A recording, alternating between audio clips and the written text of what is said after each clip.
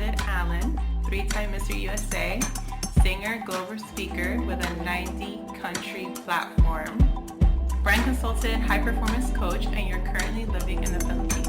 Welcome. Good morning. As we would say, magandang umaga. That is Tagalog. That is the language here in the Philippines. And yes, it is 9:30 a.m. It's about 10 for you, right? It's pretty late out there.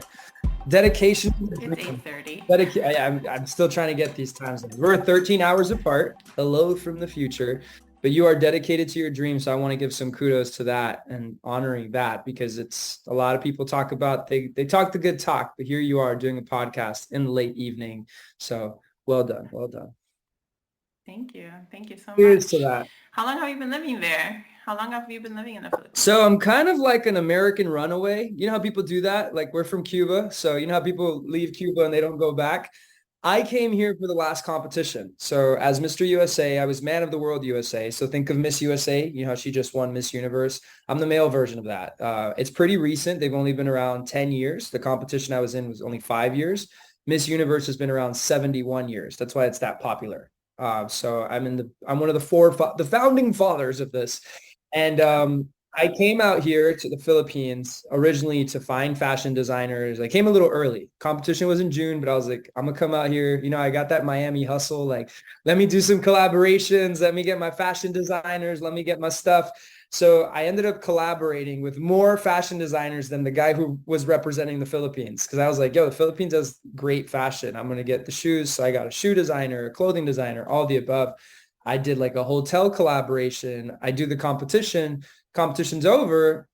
And I'm like, I don't want to go back.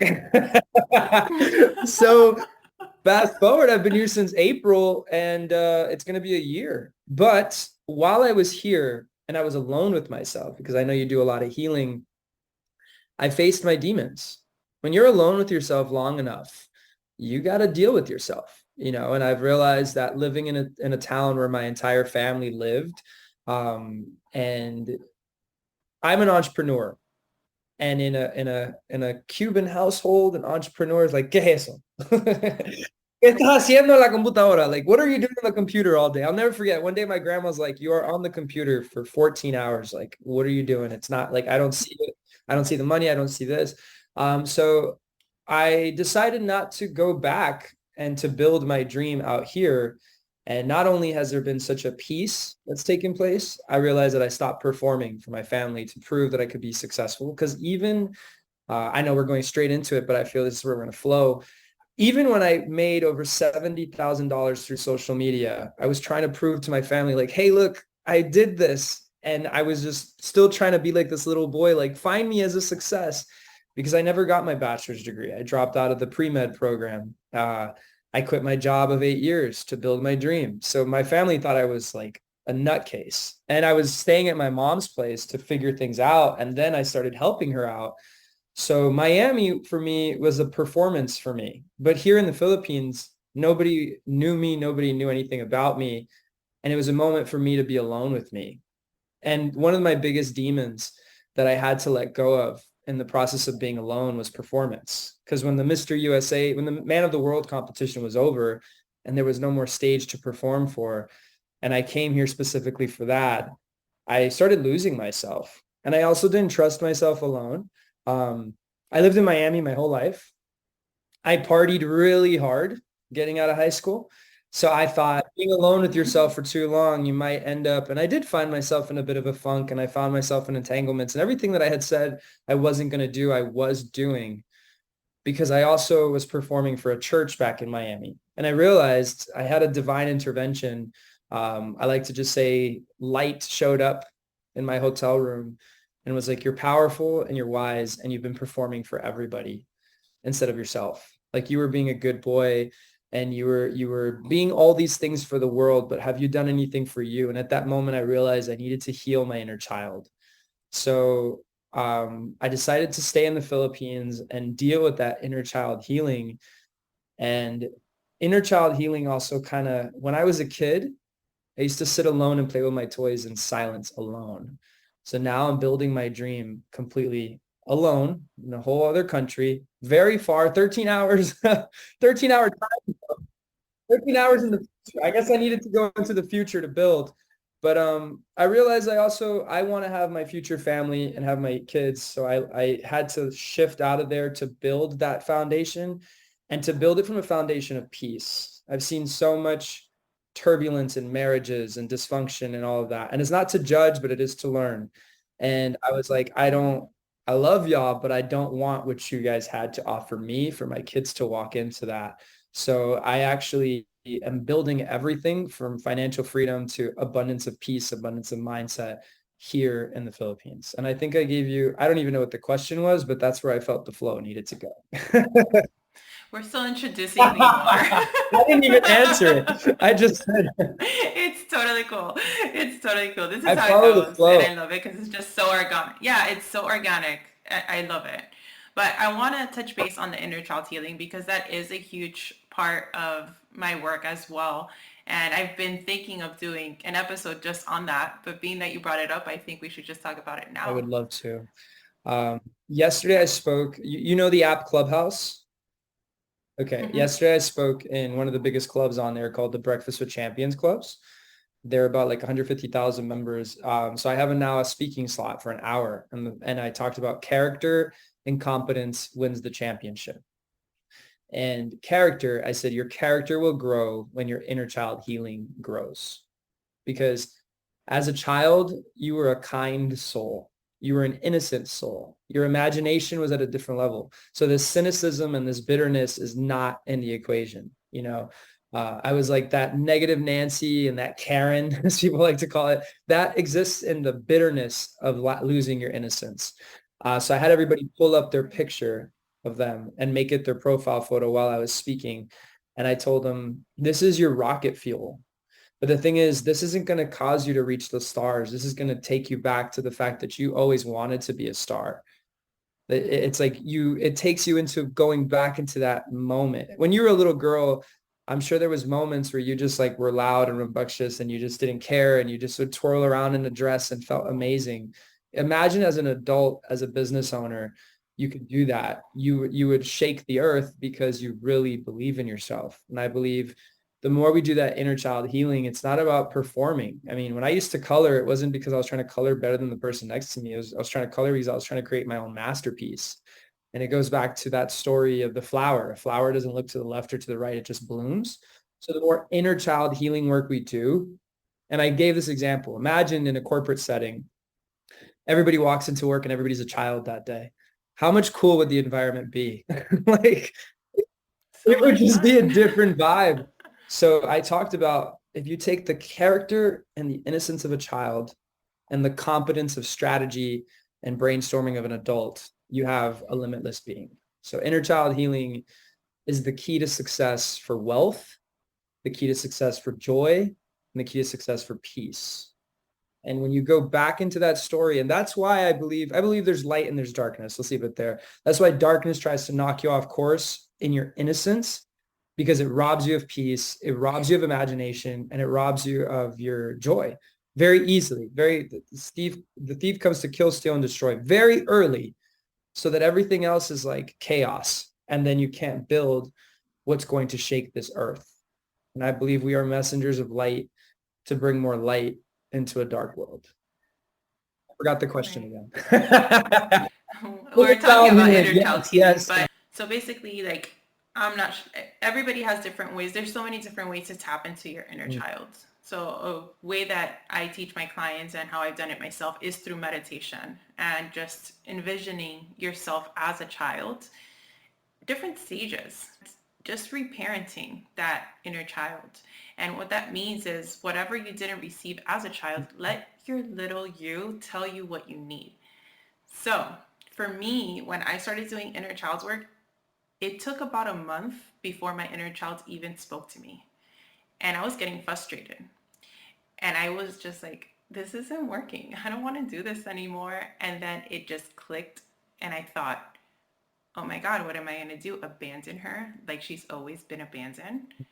And that's when I was just like, no, I'm going to keep showing up until she feels comfortable enough to open up to me. And I did. And within that week, she did. And sometimes inner child healing could just be you're meditating and you just envision your child running with you, laughing with you. Sometimes it's hugging, sometimes it's crying. And different stages, because I neglected my inner teenager for a very long time, not realizing teenagers are children too, right? So that was a whole other set of healing that happened once I started working with my inner teenager as well. But it's very, very powerful work. And sometimes I do inner child healing by acting like a child, doing things that I loved to do as a kid that I don't do as often anymore. I'll explain this after, but this keychain is my childhood coming into the 30-year-old. And one thing I've realized about inner child healing, which I forgot to mention, is going into your past, seeing the little girl and asking for forgiveness for dropping the dream, for dropping the belief system. Beyond the abandonment, it was more the abandonment of leaving a legacy. Because as a little kid, I'm sure you wanted to be a superhero. You wanted to be this like limitless being. You wanted to be this queen and everything. And trauma comes in and causes the dissociation. And that's why I wrote an equation one time. I was helping a lot of women with weight loss because you met me when I was a fitness coach. A lot of shit. You met me when I was doing yoga. A lot has changed since we met. Because we had a desire, and that's the thing, like it's all written in the desires of your heart. If you sit down, all of these things, they're not on job resumes, they're not in career assessments. You've been doing a lot of sit down and like, I want to help people, I want to heal people. And that's how you continue getting closer, because you're siding with helping the world, right? And then you're going to get more and more ideas because this world longs for healing. It just doesn't know where it starts. You said a word, you said reparenting, and I just thought, you know how I'm a brand guru, replanting would be a good book for you as well, because it's not just reparenting. It's like, we're going to go in and change the soil a bit, and we're going to grow this plant differently. Because I have a plant here in front of me. When you said reparenting, the word replanting got to me. And I realized that sometimes plants can't fully grow because they need to go back into the roots and change the foundation in order to flow. But I love that. Write it down. You already gave me two book ideas. One before we got on the call. And even just the course and planting, but it's because you have a good heart. You have a good heart. And one thing you'll realize, it wasn't that your inner child wasn't talking to you. It's that there was still a lot of stuff within the process of walking up to her in the shame of, like you said it, I abandoned you. But the thing is, you never really abandoned her. You abandoned your belief system in the innocence of her, because that's what happens. There's a bliss attached to innocence. And when trauma comes in, no matter what it is, whether it's abuse, sexual, physical, psychological, it was the naive moments that we don't let go of. And then it's the character that we become based off of that. So then the teenager is the product of the trauma.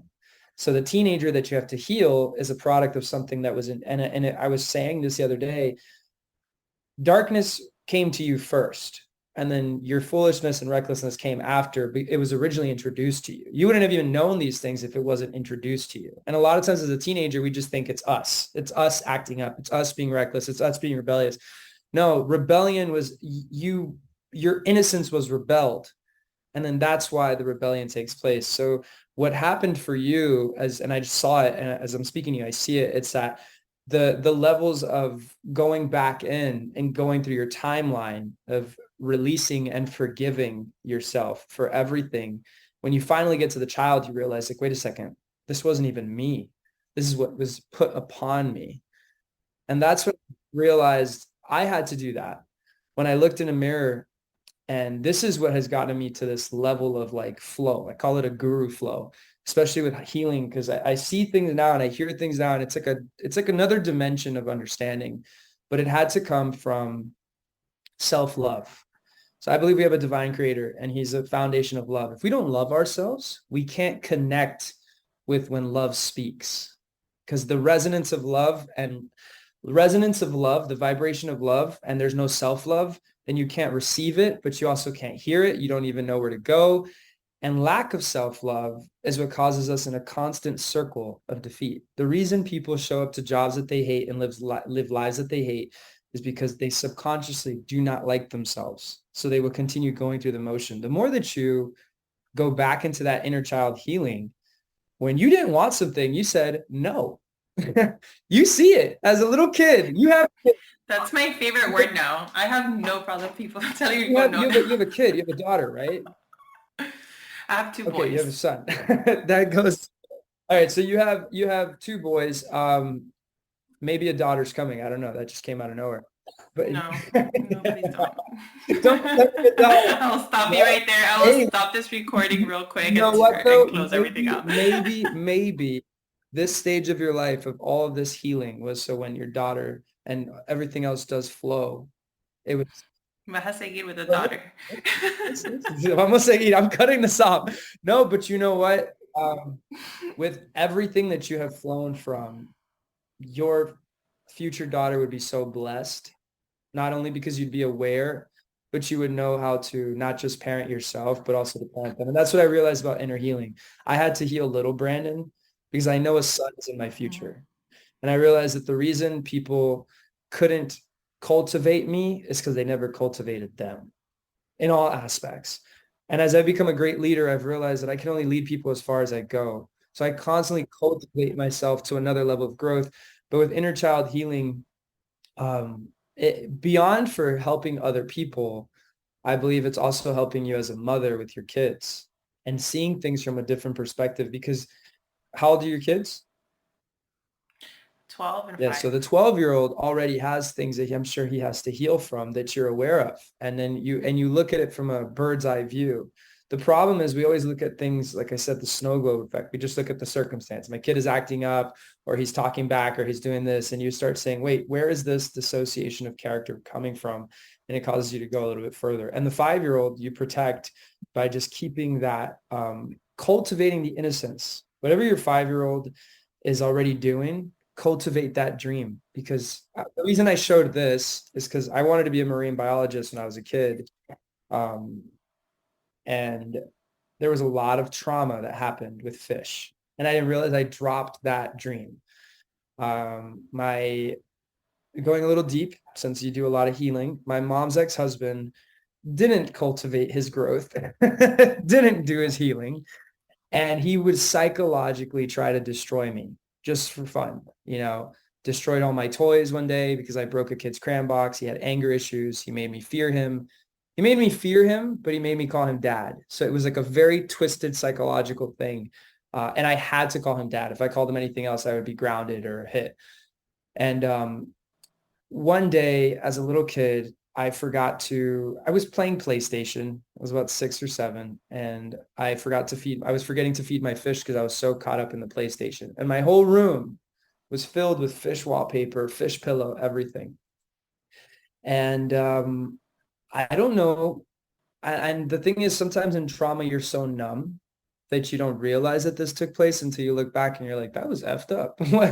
I come outside one day. He says, hey, come outside. I come outside and he's standing on water. And I'm looking at him and he's like, I just stepped on all your fish because you didn't feed them. Wow. So I literally go back into my room and play my PlayStation and kind of was like, what? Like I was just so numb. I mean, you're hearing abuse, you're dealing with fear, you're dealing with everything. So fast forward, I do my inner child healing. 2017, I see a picture of a whale shark, an influencer with a whale shark, and I see it's in the Philippines. So all of a sudden, the desire to come to the Philippines was like immediate, and I didn't understand why. I get to the Philippines, there's no whale shark unless I go to like a specific island. It just so happens that around Christmas time, I'm able to go to the whale shark. I'm able to experience everything. I swam with the whale, and it was the most majestic experience of my life. I don't know if you saw the reel on my Instagram. I'll send it. You're going to cry when you see it now because you know this whole story. And I'm actually going to share this story on my platform so people could see what happened. I swam with and a whale shark is considered the biggest fish in the ocean because it's a shark. It's not a whale. Whales are mammals, shark. I swam with it, and there was a moment that time stopped and it looked me in the eyes and we're swimming together. Well, the next day I'm doing a course and I realized that story about the fish that were stepped on. I was like, wow, like my fish were stepped on, but then I got to swim. And the thing is, when my fish were stepped on, I felt like I read this book called Breathing Underwater, that you feel that you're suffocating, but I literally felt like I was breathing in the water. Like it was a different encounter. And I realized that if I didn't do my inner child healing when I saw that whale shark, it could have destroyed me. It could have taken me right back to that moment. because as I've gone through life, I realized there's triggers. And it was about Mm-hmm. 2 weeks before that, I go on a vacation. I'm here in the Philippines, but Manila's the city, and then all the beautiful islands are right outside the city. It's about an hour flight to get anywhere. Like if you're going from a state to a state, that's here, like you're going to an island to an island. And I sit down at a cafe and I look, and all of a sudden it's a huge fish tank with fish. And that's when the childhood trauma came to mind. But I looked at it in a way like I'm living my best life and I've healed. And I look at it and it didn't have that pool. Little did I know 2 weeks later I was going to be swimming in a fish tank. But all of this was coming to the surface and I needed to heal because I would have missed all these moments, beautiful moments, because I hadn't Right. healed. Because I've scuba dived, I've snorkeled, I've done all these things, and I didn't even think about the fish. But as I've been alone with myself, and I've been really going back into the root of my story, and I'm seeing, man, darkness was pretty cruel. What that did for me is it made me feel that I was irresponsible because I didn't feed my fish. It made me feel that I was dumb. And it also made me feel like everything that I own was never going to have value. And I was seeing that traject out of my life constantly. And now I'm living my desires. I swam with the whale shark, and I even have a keychain to prove it. But every time I have this keychain, I feel like a child again. Because as a little kid, I would have definitely had a whale shark on my keychain. So it all comes full circle. That's beautiful. And the awareness that you build whenever you have those moments where you're like, this could have been a trigger, but instead I'm just observing how much I've grown in this moment. Which was a treasure. And you feel so much peace. I love those moments. It's amazing. But fun fact for me, I wanted to be a singer when I was little. Oh, so the conviction came when I said that I'm singing. Let's go. So the way that I do inner child work sometimes is by doing karaoke. Love it. This is the land of karaoke. That's actually one of the reasons I stayed. Is The it? founder, the founder of karaoke is Filipino. And here they do karaoke for fun. Like if they're gonna have a party, they'll order a karaoke machine. And like holidays, people are singing karaoke at like 7 in the morning. I was like, in Miami, it's just when you're really pissed drunk and you're singing at a bar and there's karaoke. It's not like a family gathering thing. But here, Well, I used to do that at my family oh, here, gatherings. We would always end the night with so karaoke. then you might be Filipino too. I'm just kidding. Let's go figure. Maybe, who knows? So you want me to sing? That's what I wanted to do. Yeah, go I'll sing ahead. Yellow by Coldplay. Look at the stars, look how they shine for you, and all the things that you do, and it was all yellow. That's beautiful. Oh, I love it. I love music so much. And you had mentioned earlier how you had auditioned for American Idol. So we could get into that story. And I actually had Brian Del Toro on my podcast, who also auditioned for American Idol. And we got into that. So why don't you tell me your story about your experience? So as a little kid, I always dreamed of being a star. I had no idea that how it would go about. I thought it would be acting, I thought it would be singing, but I wanted to be a star. I now realize it's because I'm called to be a great role model. So destiny has me set out to be a star because I focus on, hey, the more light that shines on me, let's shine on projects that no one's looking at. So for instance, the more that my platforms have grown, the more I've done like inner healing and motivation and all these things. So I didn't understand it. I thought star as a kid, you see a star and you're just like, I just want to be a star. You don't understand that it's literally destiny saying, I need you to be a powerful public figure because you have a big mission.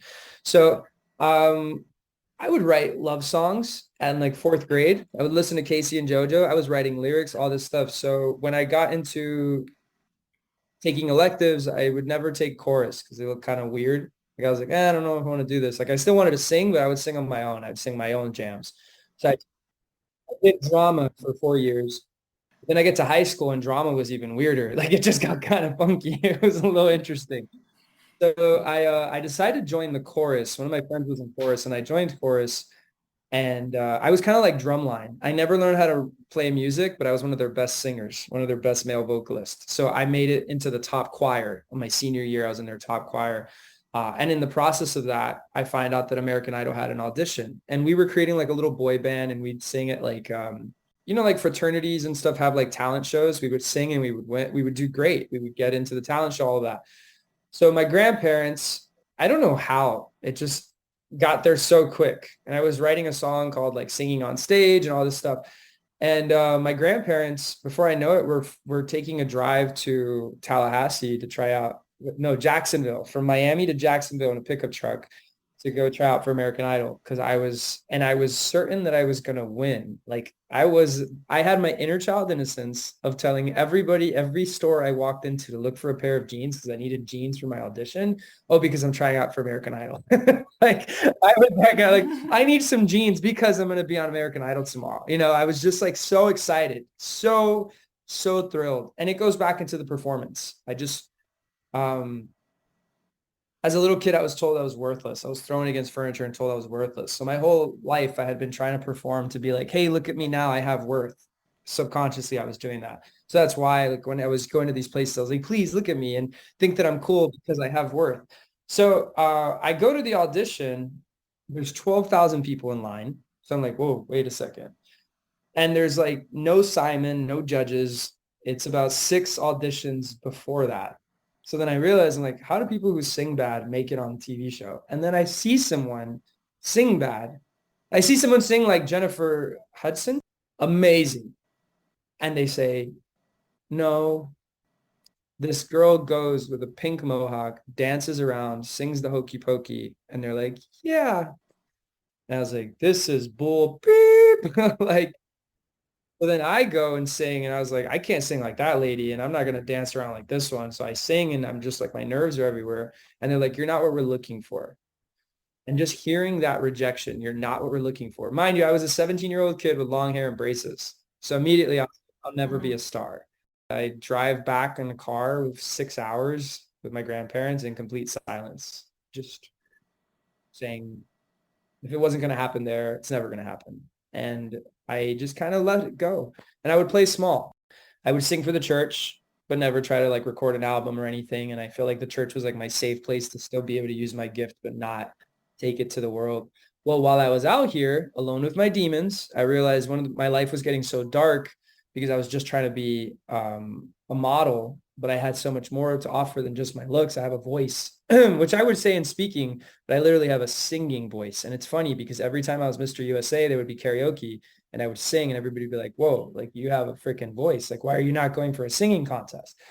So while I was out here, I literally felt God tell me, like, you're not a model, you're a singer. Like you can always model, you can always be an image, but you're a singer. And in that moment, I was like, you're right.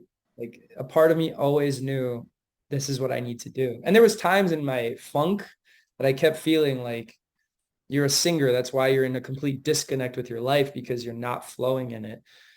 So I answered the call to it. And one day I woke up at 4 a.m. and I said, I'm going to dedicate because I want to write a book, launch an app and launch an album 2023. So one day I woke up on a Sunday and I said, this is the day I'm dedicating to start the foundation of it. I woke up at 4 a.m. I downloaded this app called Splice where you get a bunch of sounds. I start listening to different sounds. And like a lightning bolt, lyrics hit me and I start writing it down. Within 3 weeks, I recorded the song. So I've actually recorded the song. I have glimpses of it. I don't know how the Zoom would go, so I could actually sing parts of it to you, but it's about breaking out of depression. It's called Life Abundantly. So it goes, you want to hear a glimpse? Yeah, sure. All right. So it goes, I don't know what you walked in here with, but you're not about to leave with it. I don't know what you walked in here with, but you're not about to leave with it. Let the light resound, heal your soul, take back control. Your mind is your own. Tell it to leave you. Tell it to leave you. Tell it to leave you alone. Depression, normal sessions, this is my confession. Now on joy, peace, prosperity. ready to be, ready to be, ready to be the best of me. So we have a house beat attached to it. I could almost hear it. It's so crazy. Like the way that you sing it, I could almost hear the music in the back. I don't know. I don't know if it's my intuition that could put it all together, but it's hot. I love it. This song is hot. I can't wait to hear the full. So that's more of an acoustic version. We have like a party version to it that I've been working on too, but I might have like the two versions because that's more of like the flow.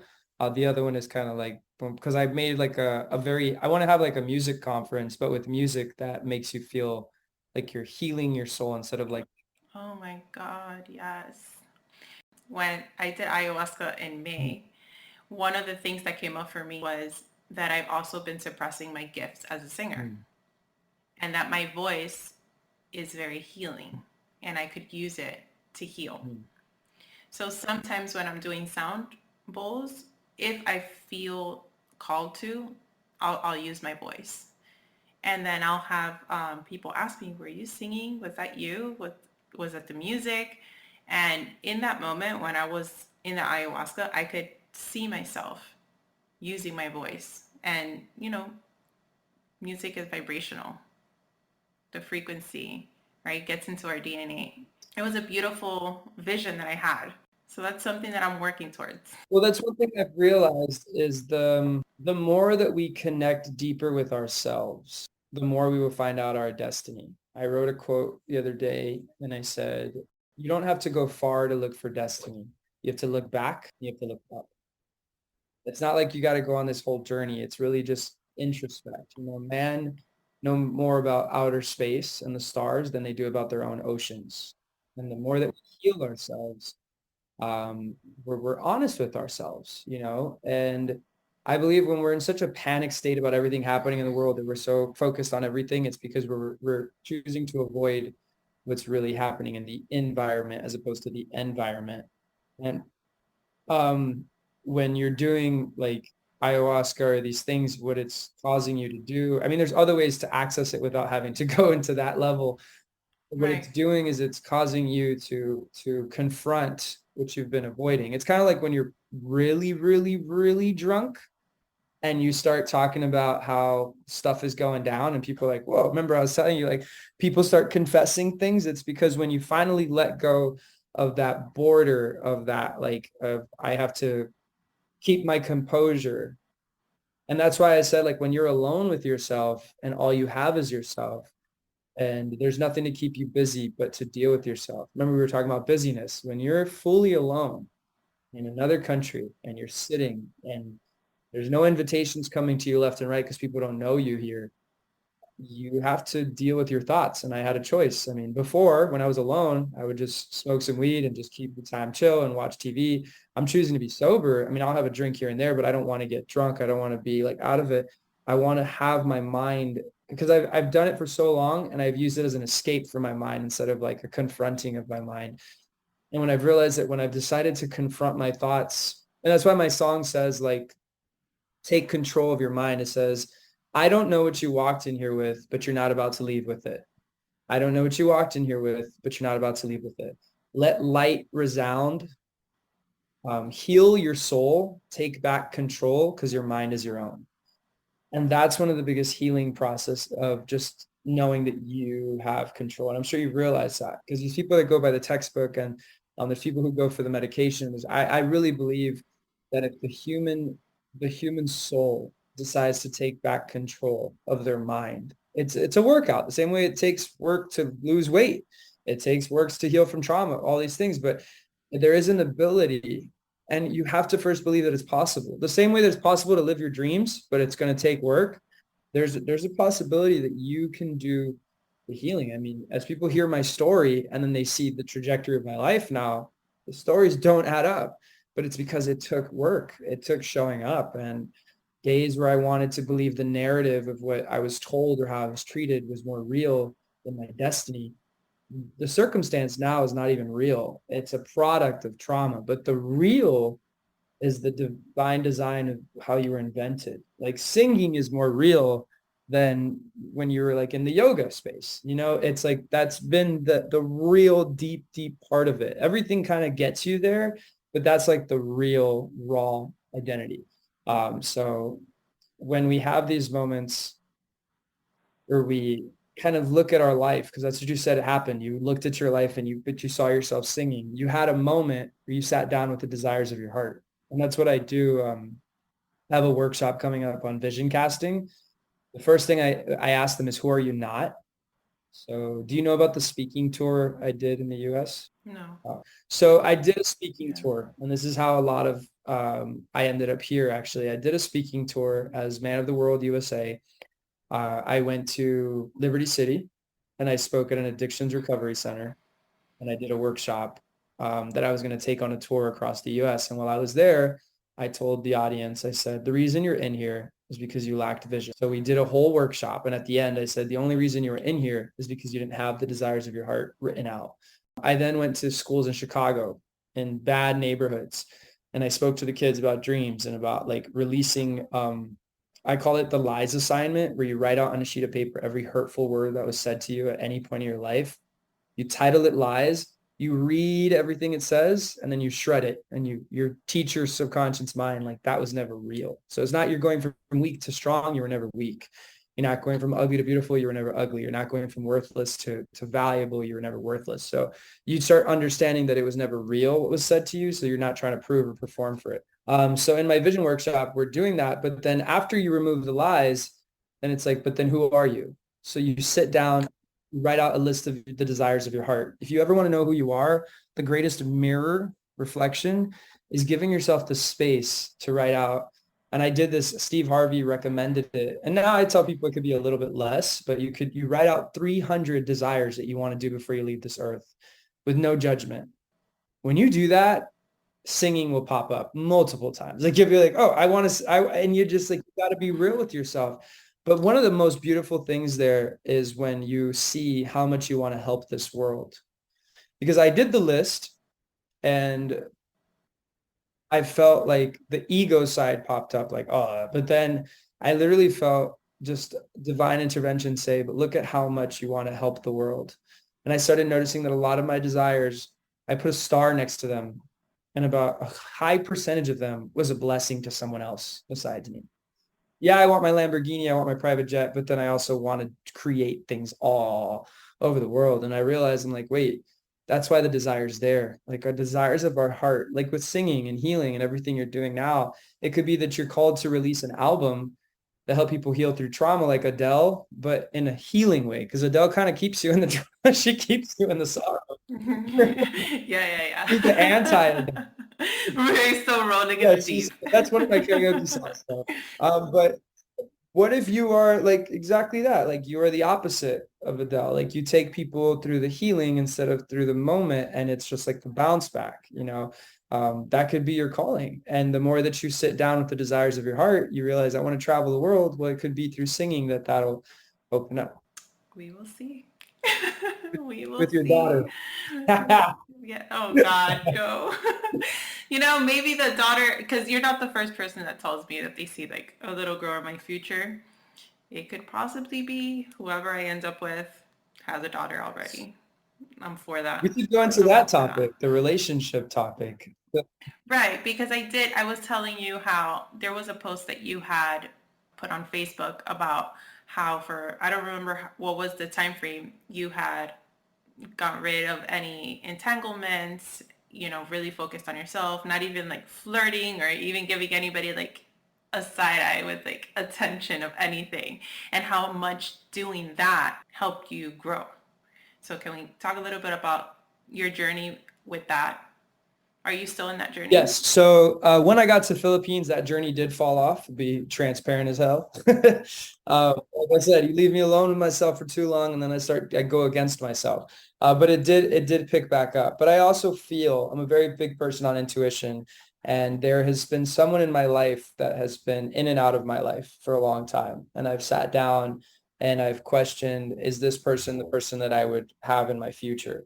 And even just by entertaining that thought, it gave me tunnel vision, because I realized whether she is or she's not, I want to learn how to keep my eyes on one woman. And that has been a healing factor. Not only have I focused on healing me, I've been focused on avoiding distractions. The biggest enemy of men is distractions.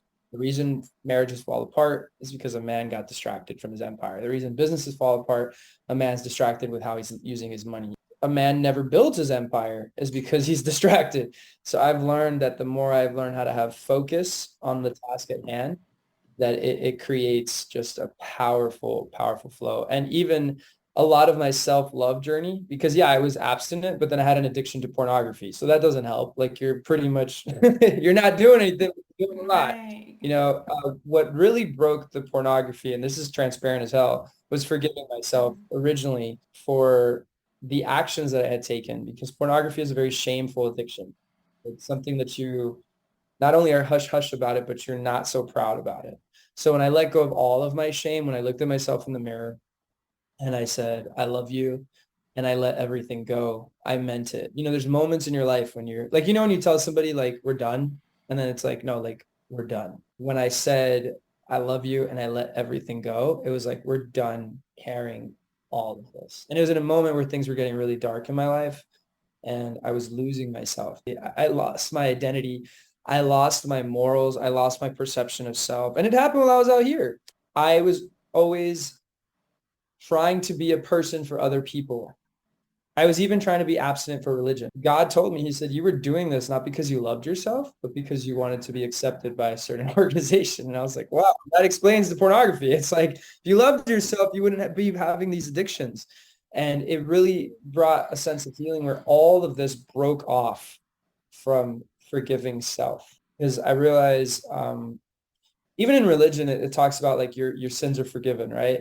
But nobody talks about, do you forgive yourself for your foolishness? Do you let self? Right. Can you believe in a clean slate? Because if you do, you won't continue. Like let's say the girl who finds herself in a lot of entanglements, she keeps getting more entangled because subconsciously she's just like, who have I become in all of this?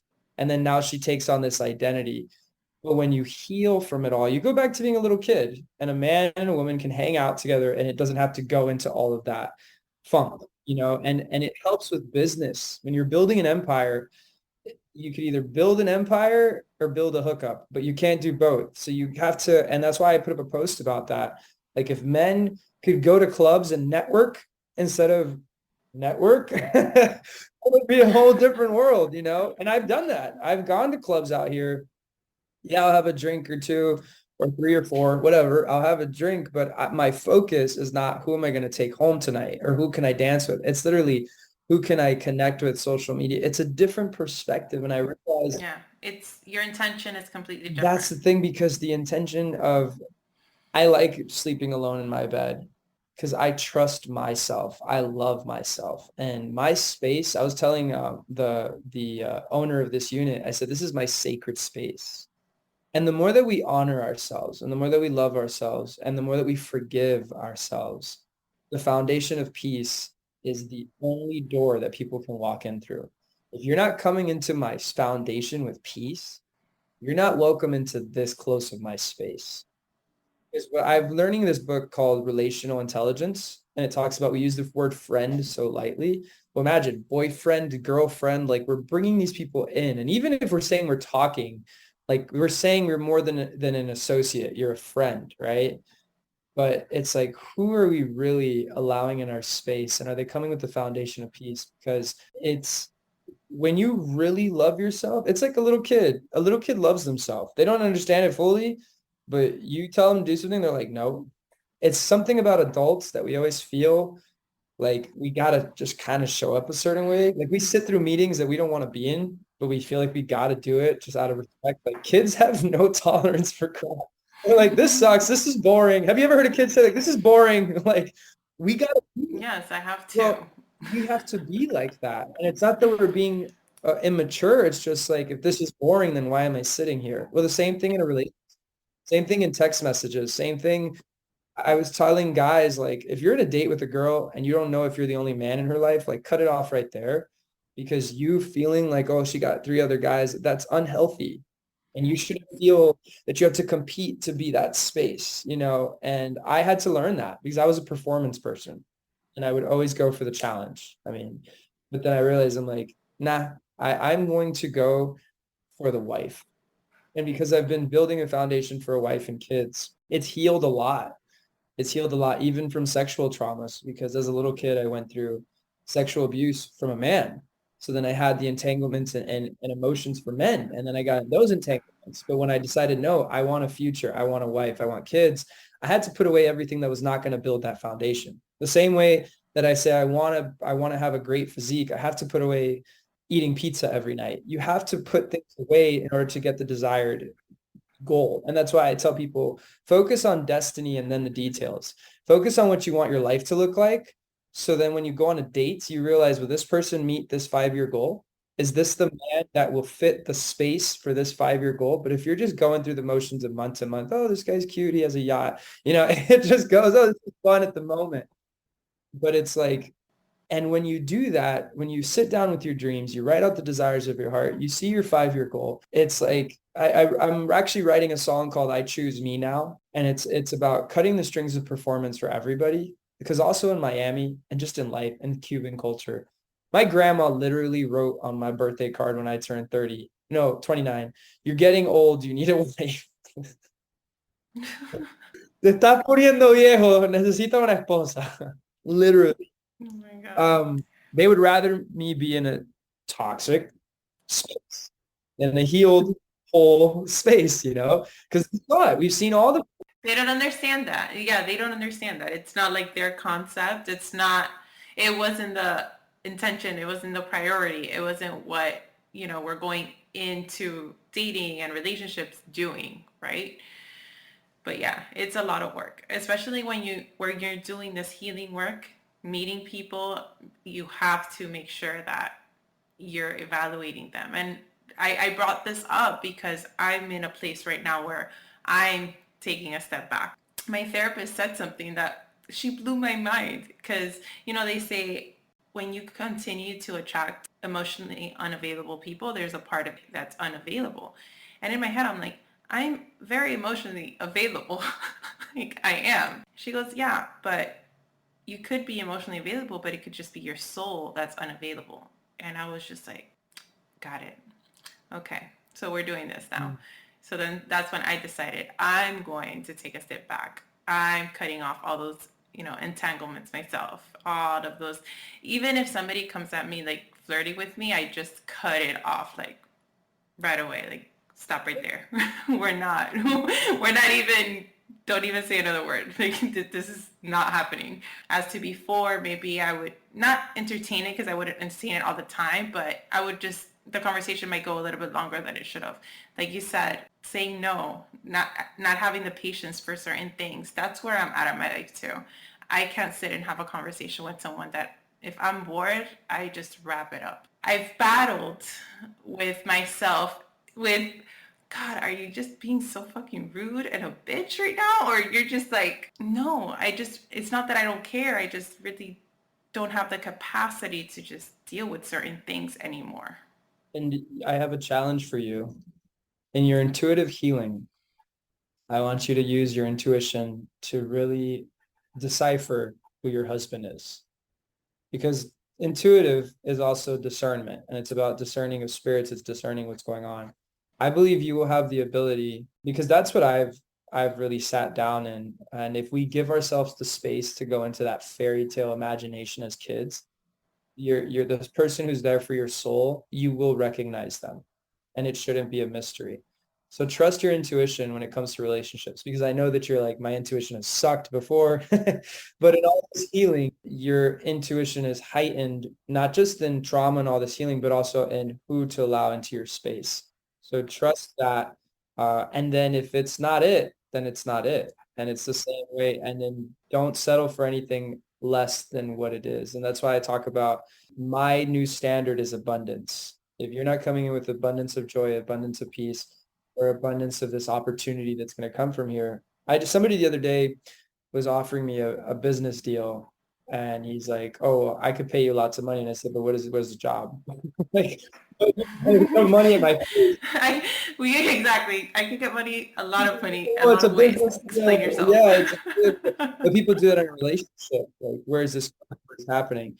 And I like that you said you cut things off. I pay for ads on social media. So I get 100, like this week I got 500 followers just from little ads that I do. I just learned how to hack the algorithm in that. I respond to every single person who messages me, every person. And you think people aren't flirting? So I know how to like cut it. I know how to not entertain it. I know sometimes it's just kind of like endearing and then sometimes it's disrespectful, but learning how to do all of that with my mindset of, I truly believe I know the woman I'm going to marry. Like I know, I mean, I've seen the whole story of life. And that's the thing, like in this phase of our life, sometimes there's people and there's characters that we sit back and we're kind of like, wait a second, like it's got like a sitcom. Have you watched a sitcom? And then at the end, it's like, whoa, they end up together. It's been like Friends. I've been watching Friends and I haven't even gotten to the episode where Monica dates, is it Chandler? Have you ever seen? I've never seen Okay, so Friends. they are literally like seasons deep. And then I know because I saw the last couple episodes, they're married, but they're hanging out and things are happening and they don't realize it. Sometimes that's happening in life and we're not catching it because we're not healed. So this person is not even an option because In a radar. we're not, yeah, it's like not even within your radar because you're not her yet. So you both don't recognize it because you're not her and he's still developing him. So the resonance is not taking place. But I really do believe your intuition is going to show you. And he might be him, but not him yet. But you'll be able to identify that. And the same way you're going to do that with your sons, you're going to see who they are today, but who they're going to be. That's what's going to bring you a lot of peace. Because even if your kids' grades are not coming in that great, but you see him as a millionaire, you cultivate the millionaire as opposed to the C in math. I do that already with my older one. It's the same thing that's going to happen with your husband. Like he's going to have glimpses of him, but it's like in 5 years, he could be a billionaire, and you're seeing, but it's about the intuition of, and it is a risk factor with relationships. But if we have that intention in mind, we don't find ourselves in entanglements. Why? Because we keep the end in mind. We keep the destiny in mind. And it's like, do you still want to be fooling around in 5 years or do you want to be focused? So Right. Exactly. Exactly. it doesn't get easier to break a habit the longer you have it. It actually brings more shame. I was hooked on pornography for 16 years. I thought it would never break. And it broke. And immediately when I looked in the mirror and I said, I let all this go. Now I obviously had divine intervention and I just had to be forgiven for this because it was also just something I never thought I would let it go. I always thought it would be a part of my identity to the day that I die. And I know married men that are still battling it. I had a friend who was married and would tell me he'd hang out in the bathroom a little bit longer because he was still watching. And I was like, it was really messing with my psyche of thinking that I'm going to carry this in and I don't want this. But it's the same thing. Like when we really let everything go, we also let go the cynicism of like, what if I cheat or what if they cheat? We got to let all of it go. And even the fluff of other people's nonsense. Because remember, you're doing a lot of healing. A lot of these married people didn't. So when they're together, their lack of healing, they still don't know who they are. They're still following distractions. You could be focused when you're single. You could be focused when you're married. The problem is a lot of people meet in a season where they're all dating, carry all that. And I know this is not just for us, it's for whoever's listening. What I've realized now with a lot of people and clients is just people, and now that I'm understanding relationships, because I was married for over 10 I didn't know that. years. And when I got into that relationship, I was not healed. I was not who I am today. I keep evolving. And basically, it's just these two people that are trying to meet each other's needs that you didn't receive as a child. So you're just trying to get from your partner what your parent didn't give you. So stepping back and seeing how relationships are, and then knowing I could do different. I want different. Things aren't supposed to be like this. Yes, it's not a fairy tale. People have their disagreements, but it's not a disrespectful way. You just made me realize something. What? You are powerful. Dangerous. No, I'm just playing. The woman that I do believe that I'm called to be with, and there's things that have happened. I've actually told her this. Funny enough, I'm wild and I have a childlike imagination. But recently, um, something happened and it created a bit of a disconnect, and it was my gentle side that caused it. But this woman's father passed away, and she had a very, very close relationship with him. And I realized something as I said that I probably sounded like her father, which scared the crap out of her because I am in a father season. And that's the thing. A woman is attracted to a husband in a father season. She's attracted to a boy in her little, but when a woman is in her woman season, it's like, you know how they have the mating call? A husband is a different kind of attraction than a boyfriend. Am I wrong? Like you see, someone even says like husband material, and I am in that space with how my platform is, everything that I'm like, all right, now I could build where a family can walk in. It's a very different thing than a Miami boy hanging out at the bar. It's just a different thing. It's not to judge, it's just a different flow. I've just seen too much of the world to go back to where I was.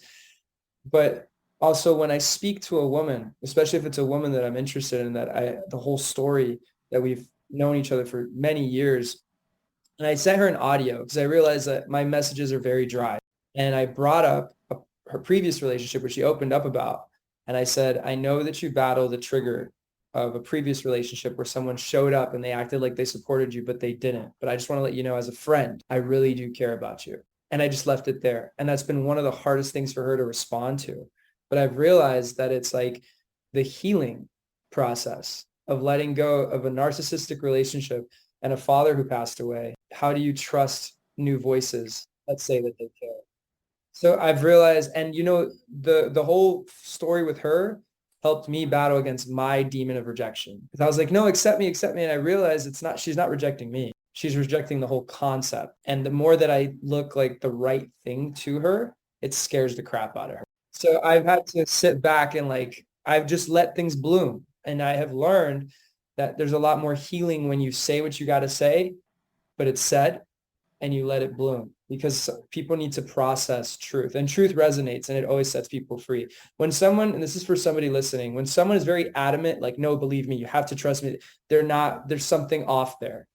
Either they still haven't dealt with their healing or they're lying to you and they want you to fully believe. But when you're saying the truth and you mean what you say, lust is very manipulative. And that's why people end up in entanglements, because they're literally like set up to fail. There's a diabolical setup to get in your pants or to hook up with you or to get something from you. But love is patient. Love allows things to take place. Love is not in a hurry, because love is also busy building a better place for this world. So someone who doesn't make it, I've learned to build my empire and trust in the process of what is happening. Just a lot of weird supernatural things have happened in the flow of this, but it's also healed my rejection demon, where I realize if someone, and they're not saying no, they're just not responding. It's not that they're not responding because it's you. It's that they're not responding to the idea of any of this at this moment. Right. Mm-hmm. So it's like you right now. If a man comes into your life and he really shows a husband factor, but you just got out of a 10-year marriage, you're going to be like, oh, hell no. Like, even when I say a daughter, that means that you're married. So you're all of a sudden like, oh, I just cannot. It's not just the daughter, it's the family. It's the new family. No, I've been divorced already for over 2.5 years, but I've done a lot of work. Yeah. And it comes to like knowing what I want and the conscious relationship and all of that. Like right now when you were talking about the whole lust thing and everything, like I literally cringe just the thought of that. Just somebody entering into my space. I've never been like that. So there has been a shift within the last month and a half for me, where I'm just like not interested. Like just the thought. And it's so new for me because I've never been like that. So I'm still trying to figure out like what this is, but I'm allowing it to just be. What do you mean? So I've always been a very sexual person. Like I've always wanted to connect with somebody. Lately, I can't even fathom the thought of anybody even coming around me at all. Well, why? Because as you healed your inner child, there's also an inner splendor and an inner honor.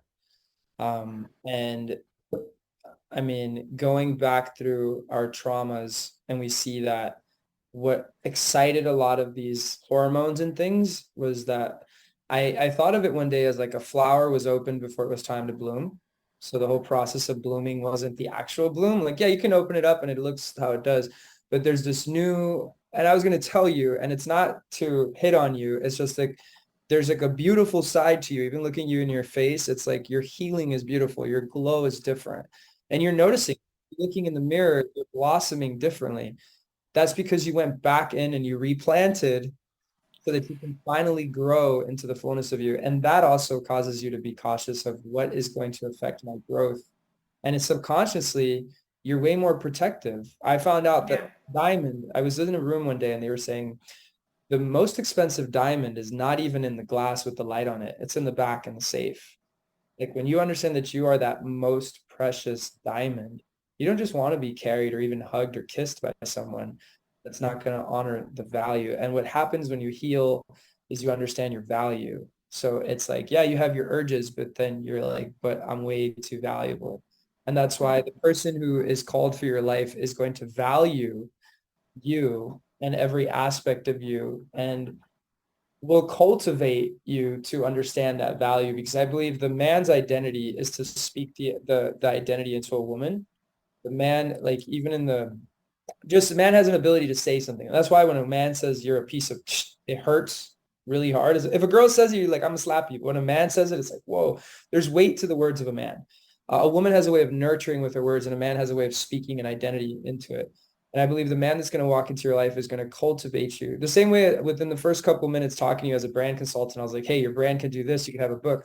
The man that's going to be in your life is going to do that in a different scale and even give you opportunities for your kids. And you have to be open to allow him to correct certain things because this has been your empire. But I believe a man is called to be the head of a household. And as a woman, that submission to that is also a very important factor because sometimes in a marriage, you're still the head of the household because the man wasn't getting stuff done. So you're so used to just having to do everything. But the right man, the right husband, the right king that walks, and I call it kings and queens, he's never going to make you feel, because first of all, a woman has two questions. Am I lovely? Am I worth fighting for? Not only will you notice that he's fighting for you, but he will make sure that you feel lovely in the process. And that's the way you keep the standard. When you're having all these entanglements, it doesn't make you feel lovely because then you're also like, I'm definitely not the only entanglement. Even though you want to think that you are, you're like, I met you in the funk. We're all in our own funks. And then sometimes it's not your only thing, but there comes a moment and you will know yourself greater the less you allow others to have you, because you are someone with this person and you are someone with this person, and we start to dissociate who we are to fit the program for other people. But when you cut off the strings of all programming, and when I think of entanglements, I think of being suffocated. Like we don't realize it, but it's like you're being suffocated because your voice doesn't matter. And then you also feel like, who am I to say anything about this? Because, and it just becomes remember when I said, go get your charger, the unnecessary stress. I know, and that's what I was thinking. I'm like, this is what I did to myself as I'm walking away. I'm like, this is what I did to myself. Unnecessary stress. Entanglements are unnecessary stress. And if we ever want to live our dreams, we have to cut off all of it because it suffocates the dream. Because as long as it's not the right person, then they're blocking who is the right person. Yeah, and it's crazy because recently, like maybe like a month and a half, I feel like the universe loves to test us to see, are we really done with certain lessons? For like about a year and a half, I had an entanglement, I guess, with someone on and off. It wasn't healthy for me after some time. It was blocking me from what I really want. I'm like, this is not what I want. I have an entire list of the qualifications of what I want in my life, what I envision my person, and this is not it. So I finally cut that off a couple months later. The universe sends me somebody that's aligned with a lot of the things on this list, knows how to speak the spiritual lingo, whatever, but I'm really good. Like my intuition picks up on BS. So I'm just very observant and I'm just like observing this person. Counterfeit. Exactly. This guy, the way he looks, the way he speaks, the way that, I felt like our conversation flowed, everything. And then all of a sudden, in the same message where he's telling me how amazing I am, he goes on to say, but what the role that I don't see in me in your life, it's not like a boyfriend or husband, it's something greater than that. And I'm just like, what do you mean by that? So wanting the same, like having the benefits of having me in their life without having that commitment. Okay, so I'm not looking for this type of friend. This is not what I want. And I cut it off immediately. Where I see my growth so much because maybe a year and a half ago, I would have entertained it a little bit longer. But the universe I feel, was testing me in a way of like, are you done with this lesson? Because I'm offering you the same lesson, but wrapped up in this wrapping with a lot of the things that you're looking for. But me knowing that what I want is not what you're offering, and I'm able to just immediately say, no, I'm done, walking away, it made me feel so good about myself. It made me feel so powerful. And there's that shift that I was mentioning earlier. Like there's a shift that has happened, and I'm so excited to see where it goes. And I feel whatever needs to happen, it's time for me to be like completely alone and with myself and sitting with myself. And I spend a lot of time alone when my kids are not here, and I love it. Since I was little, I was always by myself in my room. So it's a way of me being able to tap into my inner child again, where I was always alone listening to music. The other day, I was just like, I'm gonna do like a date with myself here at home. So I went on this website. It's like random country picker or something. And I went on the website. I would go, whatever country this lands on, I'm going to make whatever like their famous dishes, whatever it is. So it landed in Vietnam, and I made pho, and I was listening to Vietnamese music as I'm like making this, and I'm like, I didn't know Vietnamese music was popping like this, but okay, like, and I'm like listening to the music, and I made the pho, and I just sat with myself, and I enjoyed it, and it was just like so great. So the universe is split up into light and darkness. We see it, love and lust, you know. I'm actually writing a book on this. That's what the book is called. It's like manifesting. Which realm are you manifesting from? So light longs for us to be free. Darkness wants us to be bound. A lot of times the dark distractions, they're not necessarily from light, but it's darkness trying to take us back into, doesn't like us being too free. And the way I think about it is slaves, their textbooks were taken from them. Their books were taken from them. Cuba, they don't have real textbooks. So the communism is able to take control. So as long as you're in an entanglement, you're not as powerful as you are when you're free. And think about it. An entanglement means your legs are tied. And when I think about entanglement right now, I just thought about how, imagine you're swimming in the water and something tangled onto your leg. You can't swim out of that water. And the number one threat to darkness is freedom. It's thinking. You right now are more of a threat because you've cut off entanglements and you're like, wait, this is toxic. So as you talk about it, you're setting other people free. You become a threat to darkness. And that's why I believe like light is the absence of darkness. And the more that you set yourself free and the more that you heal, you end up in the hands of light. And that's what I've realized. Sometimes it happens through rock bottom, or sometimes it just happens through revelation of deep healing. And to be able to discern darkness is, I believe we're born with giftings that are part of our calling. And I keep telling you, it's discernment. You have the gift of discernment. It gets more heightened the more that you connect to you were created. And the thing is, discernment gets skewed during trauma, because when you're naive and you fall into trauma or something happens to you, then you consider yourself having bad judgment. And by having bad judgment and believing yourself as someone with bad judgment, you keep making bad judgment decisions. What happened in the last entanglement? You saw that you had good judgment. That's where your power came from. Because for a long time, you feared your judgment. You're like, I keep doing those dumb things. I keep following the wrong way. When you realize, like, wait a second, there is a wisdom, then your superpower, I call it a superpower. We're all like mutants out here. Your superpower of discernment, of noticing the snake, the wolf from the sheep, you know, the wolf in sheep's clothing, the counterfeit, the narcissist. A moment of power came back because you went back through the whole trajectory of your life of all the times where you had bad judgment. And that's why you felt so good. But that's also because that's your strength. And darkness doesn't want you to know that that's your strength, because once you do understand that, you're able to call it out on other people's lives. And when you sit down and do intuition, your intuition got stronger after you had your encounter. So the reason light allows darkness to do these things is because it's going to shape you to get stronger. The same way, like, I came to the Philippines and like had a moment of just like losing myself, but it allowed me to get stronger. And that's the problem with religion. Religion wants to protect you and say, don't have sex, don't do this, don't do that, don't do that. But it doesn't tell you to heal and love yourself. It doesn't give you what direction to go. It just tells you the don'ts and doesn't really give you the destiny. If you tell a kid, hey, you can have $1 million by the age of 25 if you just focus on your business, and they believe it, they won't go through that wild college phase of recklessness and all this stuff. It's that they think they're just going to have a career, and they don't think that it's going to matter that if every day they have to focus. If they could show up to a test whether they cheat on it or not, they could just go through the motions. The problem in life is that we don't have destiny in mind. The more that you've been healing, you've also been seeing, what do I want? The way that you have a list. And then darkness will come and bring you a counterfeit of that list. But you have to realize, nah, this ain't it. There's something here that's fishy. And that's where your intuition comes in, because not everybody can recognize the counterfeit. And what it sounds to me is this person's a narcissist. They knew how to speak to you. They spoke in your language. So the power of a narcissist is very similar to someone's exhortation. I have the gift of exhortation. The whole time I'm talking to you, I'm drawing out from you. But at the end of this, I'm not trying to get a deal. I'm just trying to see you win. Narcissist will cultivate your identity and kind of notice what you're about. They have this sense of intuition of like a salesman, but their goal is to get something from you, or to for their benefit.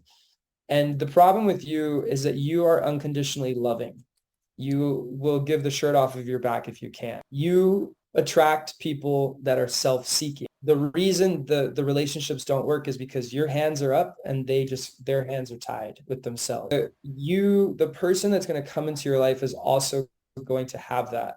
And when you're in your entanglement phase, you became a self-seeking person. And it's eros and agape. Agape means unconditional love. Eros is like a lust, and it's a snake eating itself. When we're in entanglements, we're literally destroying ourselves. We're destroying our morals. We're starting to find ourselves becoming a person we never wanted to be, but we're becoming more of that person. But then the more that we heal, our hands open up and we're willing to give more and to shape more and to care less about money, but care more about the world. And as you become that person, it's no longer what you're saying. It's like, do I even resonate with your vibe? Like, you could tell me all this, but I look you in your eyes and I don't see, it's like you start to recognize that. And I'm a big person in prayer. Even when you ask me, hey, you want to do this podcast? I check in. I'm like, do I do this? Because my time is my most valuable asset. This is my morning routine. But I always believe that I don't know what's going to happen 5 seconds from now. And beyond you asking me this question, who needed to hear? Because we have covered all spectrums of what is going down. And I think the most important thing is, I do believe there's a creator to the universe, but beyond that, the universe is dimensions of light and darkness. And the more that we think that there isn't a darkness, we literally end up running face to face. We become blindfolded in a battle. And that's what I mean. Like when you turn the lights on, you could see, hey, I always explain this. If you walk into a room and someone's cheating on you, but the lights are off, you don't see it. You walk into the room, you turn the lights on, you see it. Immediately, you see it. So and that's why I have like a slogan, like, let there be light to expose. If you ever want to know if there's entanglements, you turn the lights on. You just like, you just have to say, I'm not all knowing. And there's a dimension that is invisible. The same way when I ask people, why on earth are you here? And you go through your history of childhood and all the things that I was thrown against furniture and told I was worthless. I was literally told I was a worthless piece of shit at like 9, from a 6'1" man throwing me against furniture. As a boy, you're supposed to be told that you're strong and that you're powerful. I was told the complete opposite. I was abused. And then I look back at it and I said, why was darkness so mean to me? Like, what did it have? And it's like when light sat me down and said, you're powerful, it's like, holy crap, this is Simba and Scar. What did Scar do? He scared Simba off of his throne. So when trauma came in and tried to knock you off, it's because it saw your power. And as a little girl, you had intuition. You had this ability, and darkness felt threatened by it. So even when you get free from things, it wants to bring you another counterfeit. So that's why I tell people, like, connect with your creator beyond all religion. If you believe you're created, connect with that, because that's where your covering is. And I recently read something and it said, like, you're within their shoulders. I started learning I live here fully alone, like, and nobody from my family sends me money or tries to help me or anything. And that stripped away a lot of blankets from things. Cause like if you have a flat tire, you can call up an uncle or something. Here I got like, I might have friends, but I'm fully alone. And I've learned to just see my divine creator as my ultimate provider, but provider of healing, peace, and joy at the same time. And in that, I have also seen as my protector. I sometimes walk around with $1,000 watch on the slumps because I have a meeting. I could easily be thinking I'm going to get robbed and something's going to happen to me. And all of a sudden it comes against me. Well, the same thing, now that my platform is reaching 90 countries, I'm speaking every day, I'm getting business opportunities left and right. I turn the lights on before I have a conversation. Because I mean, I know you, but I don't fully know you. So I don't know the intentions when you ask me to do a live video, what are you trying to leverage from it, if you're going to waste my time, all those things. So when you turn the lights on, even the text message or the person we entangle with, or a conversation is an entanglement. You're going back and forth with a friendship, all these things. When you turn the lights on, it exposes the motives. And as being an intuitive, like having your intuition is from the dimension of light. Darkness is manipulation. Manipulation and intuition can't operate in the same space. And that's why people who are manipulative are immediately being found out by you. Exposed right away. Because you have the eyes of an eagle, and an eagle can see 4 miles in the future. So you started, while they were talking to you, you were evaluating them. But I also want to tell you, sometimes you have to be in the present as well. Because cynicism could be like, what are your motives? And someone could just want to be there. So yeah, no, what I've learned, yeah, because I've been both, but what I've learned is to scan my body. If I feel something in my gut, like my gut has a pull, then that's when I take a step back and I start observing. But when I'm with somebody, I'm fully present. I'm giving them the benefit of doubt. But the minute I have like that feeling, that's when I'm just like, okay, so let me observe from a different lens, right? Because then I feel like that's my intuition, like kind of giving me a little warning. Because dreams are a superpower, but greed is also a supervillain. So right now, it's late at night, but you had this passion to connect with me all the way in the Philippines. I don't know how did we even like a Facebook message? I don't even know how this came about, but you were adamant because it's in connection with your dream. Well, greed is the same. Right. Oh, I need to talk with her because I'm going to make money off of this. And I need to like, it has that same force. The thing is that love is power and manipulation is force. Power is stronger than force. And that's why I say when you forgive yourself, it's an outside power that comes in because love is not only from us, it's from like God is love. So the more that we work on loving ourselves, we literally tap into our God-like factor. And that's how we become even more powerful because when we love ourselves, we love our dreams, we love everything. And you become this like limitless being. Well, trauma was forced. You were forced upon just getting off course, basically. But power is stronger. And the more that you tap into the power of intuition, the manipulation, because force is manipulation. Cuba, we're from Cuba, right? They forced them into communism through manipulation, and now they force them into oppression through their force. There's no love there. But the love of my grandfather to get the hell out of there is what got me to my dream. So it's like understanding the difference. And notice, and this is going to be a key factor for you. I love how it turned into an interview for you. Right, I know. This is your show. Just put it on your YouTube. I was thinking, I was like, this is a good YouTube video. No, but honestly, and it goes back to, are they forceful? Because power doesn't need to prove. When you asked me to introduce myself, I could have been trying to prove, oh, hey, I'm super cool. And I literally like went into like, how can I offer this to you? You're going to notice that in conversations with people because your empire is going to grow. And it's going to grow. It's going to hit new heights as you continue to heal. Things are going to expand because you're creating a foundation of peace. You're going to interview the right people. Things are going to happen. I have a way of knowing things, but you're also going to notice who's being forceful. I'm helping two organizations. I'm helping an organization in Uganda. One person is patient. One person is not. And I'm realizing the person who's patient is the one I'm going to work with. The person who's not, I'm not going to work with them. Why? Because force versus love. They're both for an orphanage. But the way that one is operating is showing me that there might be something shady in the flow of that. Right. Yeah. It's crazy that a lot of the things that have come up in this conversation are things that I've been thinking about in the last couple of days. Just certain things. It's just no coincidences. It's just confirming and reassurance. You're having an interview with light. I have turned on the lights in all aspects of my life, and the superpower, it's funny, I have a selfie light here, but the superpower, because you believe in the spiritual side, the superpower I have, I call it burning bush. And it's kind of like when Moses went into a burning bush and he's like, you're a shepherd, but you're actually called to set people free.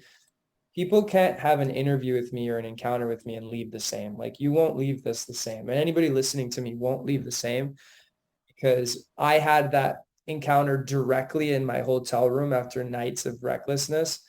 And I've never been the same. But a lot of it was just to understand, like, this world is dark, but we've been blinded to it. Like, we've been, and I believe darkness has even used religion, which blew my mind, because you think religion is safe. And it's like, but I was like, no, darkness used religion to keep people even further from their creator by keeping shame. But I went back into the history of, like, okay, he was clearly a historical figure, Jesus. Now, whether he was a savior or not, how did he operate? There was a woman caught in the act of prostitution that he said, I'm not going to shame you. But religion will shame the prostitute if she's thrown in front of Right. Like, they'll shame the teenager who's having sex. And I saw it happen within relatives I saw people leave a relationship with God because the church made her feel like a whore. Like, I've seen it all. And I was like, wow, darkness will even use religion to keep people away from destiny. So I started looking at everything. And the more that I have questioned everything, I have become an even more wise being, and I've connected with just turning on the lights. And I have lived in such a peace, because the same way I walk around with my $1,000 watch, because I'm like, I'm not going to look like a poverty because I'm walking through slumps. Like, I need to get to my location to still have my meeting. Like, it's not that I'm purposefully doing it. It's just, this is my business. Like, this is my empire. This is my flow. And I don't fear getting robbed the same way I'm walking through life. And I don't fear being manipulated, and I don't fear scams, and I don't fear, it's just a different level of turning the lights on. And those questions you've been asking, when you asked me to do this interview, I know that because of what I've been, it's power, it's not force. I haven't forced you to think. Power has exposed a lot of what you were about to be manipulated with business-wise and things like that was just exposed. That's the difference of power and force. I had no idea. So manipulation examines and then attacks. Darkness is smart, not because it's all knowing, but it's all observant. It observed you as a little girl, so then it said, let's take her down because she has this gift. I don't know anything about you. I've never even really spoken to you in the last couple of years. We spoke like once or twice through social media. I don't know what you're doing day to day. I wasn't on your Instagram checking that. But power, it exposes, it's light. And it doesn't make sense until it makes sense. We both met when we were in different spaces. You were in the fitness, I was doing yoga, and we met at a fitness networking event. But I remember when I met you, noticing your light and noticing what a beautiful soul you were. And not like in a way like, I was attracted to you or like anything. It was just, I just saw you. I saw you for who you were. And we started following each other. We were in contact, whatever. And then I started seeing your healing journey and seeing the things that you're sharing. And like I told you before we got on the call, that I look up to you so much for the work that you're doing for men, because men need so much healing, so much healing. And it's something that I hold very dear to my heart, because, what happened with my father and how he took his own life because he didn't find that healing. So to see somebody leading by example is such a beautiful thing. And that's honestly why I wanted to have you on here, because it's so in alignment with what I believe in and the work that I do. So you thank you so much. Your desire to help men heal brought your deeper healing because your intentions were love. The more that you keep your intentions love, your expansion of your empire will continue to grow, and you will receive above and beyond abundance. And you know what? Something just came to me. How you were saying how the darkness would try to like block you from doing what you need to do. And what just came to me is, for many years, I did not want to work with men at all. I didn't want to take any male clients. Because of my trauma, because of, I felt like I don't want to be in a situation where I might be taken advantage of or whatever. And it just came to me that was the darkness keeping me from helping them, because like I mentioned to you before we got on the call, the majority of my clients right now are men seeking true healing without wanting anything more from me other than to help them heal? So I was picked on by men. I was called gay. I was called pussy. I was called weak. I was bullied. My stepfather was a man. Speaking into men's life was one of the most uncomfortable things. Because then when I became a model, I was hated by men. I would purposely not be invited to parties by guys because I was the best looking guy. Like it sucked. Like guys would not invite me to things because they were scared that the girls were going to like me more. So my whole life, like men hit a trigger. They made fun of me, all these things. And then I found myself in entanglements with men. So then it confused everything. I was like, what the hell? When I realized I'm a male empowerment speaker, I was like, oh crap, it makes sense now. Like what was one of the things that my stepfather would say? And like I said, it's not him, it was darkness. He was just a vessel. He was a vessel of darkness. He didn't heal. Now I do hold him responsible for not healing, but everything else that happened, there was a deeper agenda because it doesn't make psychological sense the way that it came after me. But when you see how powerful I am now and where I'm headed, it makes sense. In my song, it says it all makes sense now. Like it does. He would tell me to man up when I was like 7 and like mistreat me and be like, man up, like it, but in a hard way. And I never felt man enough to have a girlfriend. And that's when I started falling into the other side of things. And I was like, well, then I'll get with a guy because I kept feeling like, and I would literally become and manifest more womanly because I would only hang out with women because the men would make fun of me. So it was like, when I decided to become a male empowerment coach, I was like, these men going to listen to me? And then it's like, well, then they're going to think I'm showing off. But then I realized like, who better to speak into a man than the man living the life that every man desires? I have freedom of time, I have peace. I look amazing at the age of 32. A lot of people let themselves go by their like 30s. All my friends from high school have pretty much let themselves go. I'm looking better than them. But I also have a platform. I'm Mr. USA. A lot of men wish they had this accolade. But then for me to take the performance instead of being like, look how awesome I am, I go into them and I said, you need to heal so you can catch up to where I'm at. And I just realized that you speaking into men, I would actually like to partner with you and you just tell these men, follow Branden. Like you're heal. And if you want to heal every day, just follow Branden. I have a group called Kings. It's $5 a month. And it's a Telegram group where I share a message to men on how I've overcome depression and how I've like connected with them and just like creating a space. Cause I've been in group chats with guys and it's garbage. This is actually a space. We have CEOs, we have investors in real estate, and we have kids in the Philippines that think they're going to be poor for the rest of their life. And I put them all in one space and I call them all kings. And I show them that I just did a mile in 5 minutes and I'm literally cultivating. And I sent the message to this guy because we're creating a foundation of it. I originally wanted to do it for free. And I was like, we got to fund it because I want to rebrand men. Right now, there's a horrible brand for men. It's either crazy, narcissist, jerk, like super feminine. Like there's just no like integrity.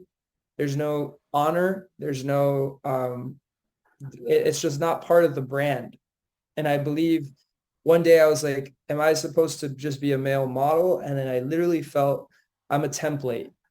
The way I'm operating in my life, the way I'm focusing on my future family, the way I'm building my empire, it's a template for men to follow. Now it feels uncomfortable when men are like, I can never get there. So that's why I've been talking a lot about, I was told I was worthless as a kid and I got here. You can get here. Like my story of childhood is a lot worse than a lot of other people. So it starts putting away the excuses to be like, damn, this kid didn't just like have a hard life. He was conditioned to fail. And I found out something recently. I was mistreated at the age of 1. And that I can't remember, but somebody told me. They said, your grandma was scared because she saw you get mistreated and you were 1 year old. So I'm like, darkness came after me at 1. Now it makes sense because I'm a template for men. And if men rise up to the occasion of being focused, women wouldn't have all the trauma they have today. Because a lot of the trauma that women deal with was unhealed men. Is it not? Like, Yeah. And the men deal with unhealed men as well. And what I believe it is with you is that you are a safe space for men. A man can open up to a woman a lot easier. And I'm sure you've seen it in relationships and entanglements. Sometimes a guy will open up and say a little bit more than he can with another man. I am at the space where they open up to the woman, but then they get cultivated by me. Like send them to get their butts up and take care of their body. I actually have a client I'll send to you. Funny enough, I'll talk to him and be like, here, is you, because I'm tough.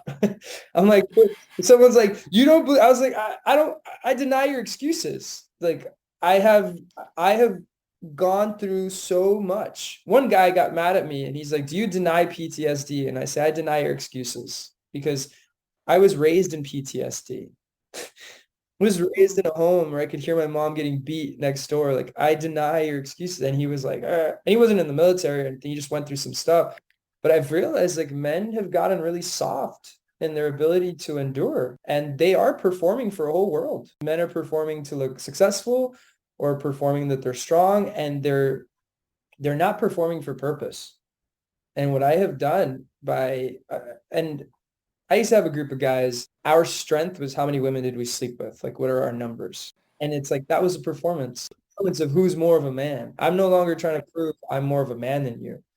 I'm trying to tap into like, what is this identity of a king? And I've been going deeper in the spiritual side. I was like, what is it to be a son of God? And I think of Goku, like Super Saiyan. And that's the level I'm at now. I was like, forget about, like, I want to be powerful. Forget strength. I want to be powerful because I have a good heart. And if I'm not powerful, there's Hitlers out there powerful. Hitler was a man. And all these horrible leaders were men. So if a man could tap into his power for good, it'd be one of the greatest healings to the world. So I believe that. I knew that having you on here was going to be amazing, and I feel like it's so in alignment. So thank you so much for allowing me to interview you and being able to showcase you to my audience, because I'm sure there's people that, I've had as clients as well that definitely I'll be sending your way, because there's different people for different things. For me to be able to promote somebody or to be like, okay, this person is legit, I have to honestly believe it. I don't BS, yeah, right? And I felt it from the moment I met you. Like my intuition was like, there's something with this guy, right? I'm just really grateful to have met you and to be able to have you on here. And your story is very powerful. I'm very proud of you for how far you've come. thank you. And I can't wait to see all the amazing things you do. And I can't wait to hear your album. Yes, yes. I just want to speak life into you, if you don't mind. If I could just speak something into you. Sure. I want to speak that light begins to shine in such a way that as you look around your entire life, even the things that were manipulated that you're not aware of, that those cords are cut, that any ounce of darkness that tries to stay within the crevice, you know how sometimes you have shadows to things, but that all the light exposes even the shadows, because in the residue, dust can pile up and darkness likes to use even the residue of things. But from friendships to family members to anyone who is requiring your attention or your wealth, that all of it is exposed at this moment, that there is a freedom and that you will no longer feel any subconscious performance for anybody. And as you build your empire, there is not 1 ounce of you that has a subconscious audience that doesn't believe in you, but that little girl version of you that you've healed is cheering you on as you continue to build your empire. I saw all of it. Thank you. Yeah. And one thing I wanted to mention when you're like, oh, imagine if we as adults, just go out and just act like kids, right? So last weekend, I took myself out to see the sunrise, and I was wearing a sweater with cat ears, right? Love it. I love cats. I love cats. And then I'm wearing all black. It was chilly, and I'm just like listening to my music on my headphone, full blast, dancing, and I'm just like, I don't care that I look like a black cat at the beach, just dancing and doing whatever I want. This is so much fun, and just letting my inner child play that way and just being with myself and just laughing with myself. I realized well, I know I'm funny, but just really making myself laugh that morning, I was just like, man, I'm so awesome. Like, to let anybody in my space, it's a privilege, right? And just really tapping with yourself and being with yourself. And it's just the trend for me this year. And I'm so excited to see what happens. I said a quote yesterday, step out of the shadows to step into your splendor. So when you see a queen, you see her jewels, you see her dress, her tiara, like it's just like a majesty. So splendor is like the beauty of all aspects of you. So when you step out of the shadows, because I'm sure people have told you like, hey, don't make too much noise, or hey, you're kind of showing off here. Like darkness tries to shut you out when you're powerful and say, I suppress you. like you're selfish. One of the biggest emotional manipulations is when you're told you're selfish, and yet you're like super loving and caring for the world. Darkness will immediately make you think you're selfish. So as you're building your empire, if your kids are making noise or something, you'll think, oh, I'm selfish. I should be focusing on my kids instead of my business. Like darkness will do those things. And I've been finding out with mothers, darkness will use their own kids to call their mothers bad mothers just to manipulate them. And that hits triggers because the mom is trying to perform for the kid. So it's just, there, when you understand that that's why I have to write this book about the dimensions of light and darkness, that you can start seeing like the playbook of holy crap, like this makes sense. You had your cat ears, you had your music. I call it abundance when you just start dancing because you have an abundance of joy. I do it all the time here. I just put on like certain beats and I start shuffling and I realize I'm completely sober. I used to have to do this with like tons of mollies and now I just do it through my joy. But it's the splendor. Like you've been in the shadows for too long. And sometimes the reason you procrastinate your greatness is because the shadows has been comfortable. But the more that you see the splendor of the 5-year version of you. Can we do something real quick before you go? Let's do it. All right. Sure. This is my kind of, I guess you could call it sound healing because I do sing, but it's a meditation of you walking through a hallway 5 years in the future in the house of your dreams. You already, Am I closing my eyes? yeah. I'm like ready. Yeah. I'm ready. Yeah, I feel like I don't have to Let's take you through the go. breathing. You're already ready. I was about to start with the breath. Yeah, you breathe. If you take about three breaths, we're just going to start creating sound.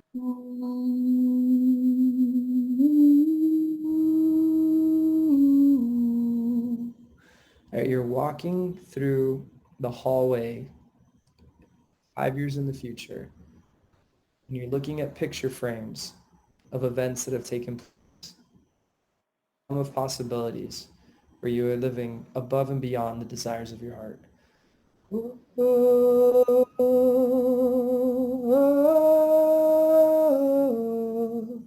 You see a picture of your family. You see events that have taken place.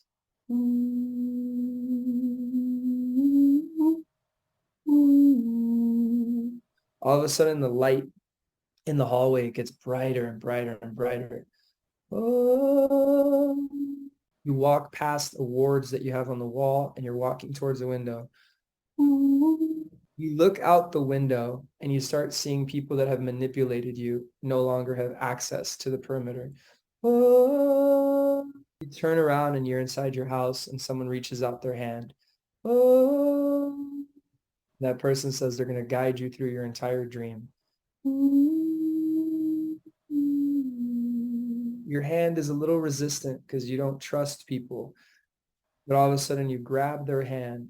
And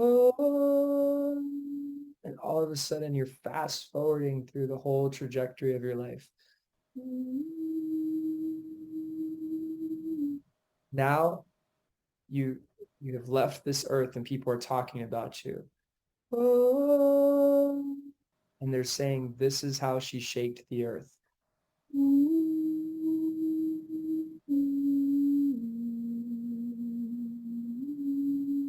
Now you know how you're going to shake the earth.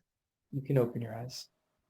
That was really cool. I felt myself go really deep. I'm like, wait, I need to finish this podcast. I can't go that deep. Oh, but that right there is that's I call it light meditation. Like it just keeps getting brighter and brighter and brighter. And I've never actually done that to the point where I say who's manipulating you, but I felt like you needed to look out the window to see who's not having access into that. I don't know what's going on in your life, but I just saw there's people.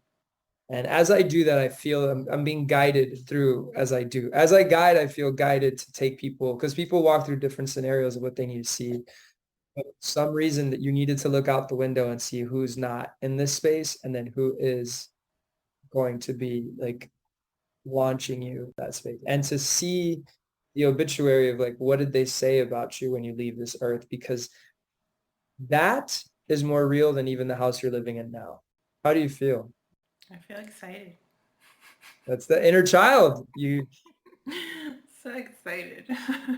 And now you realize that every day that will be real if every day you show up to that. Thank you. You're welcome. Well, thank you so much for joining me today. It's been amazing.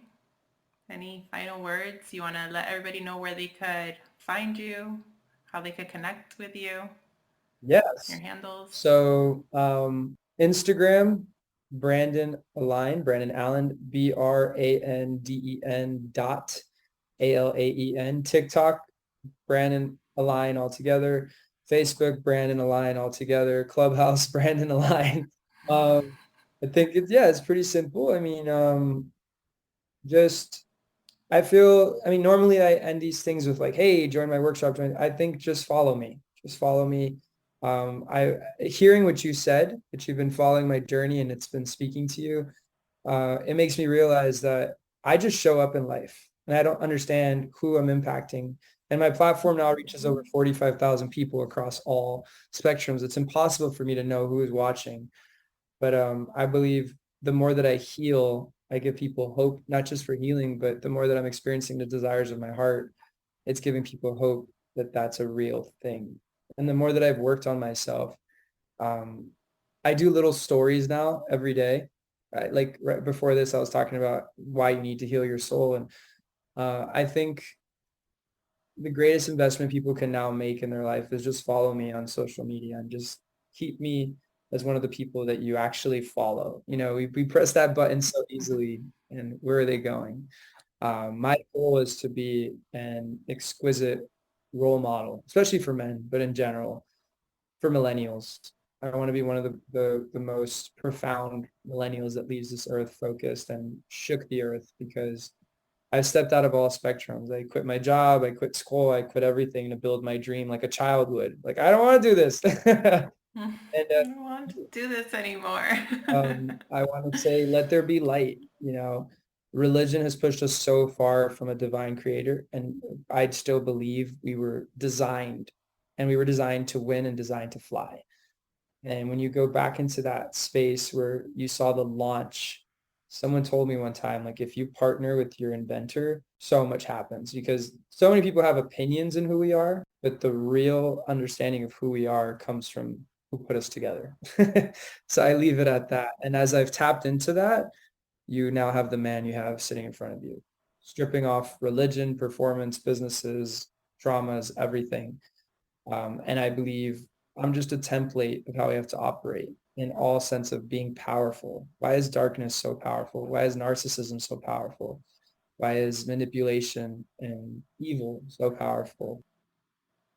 Love and light needs to be the most powerful force on the earth now. So let there be light. Thanks again for joining me. And guys, feel free to share this episode. I'm sure it could help a lot of people. It might be 3 hours, but it's okay. Yeah.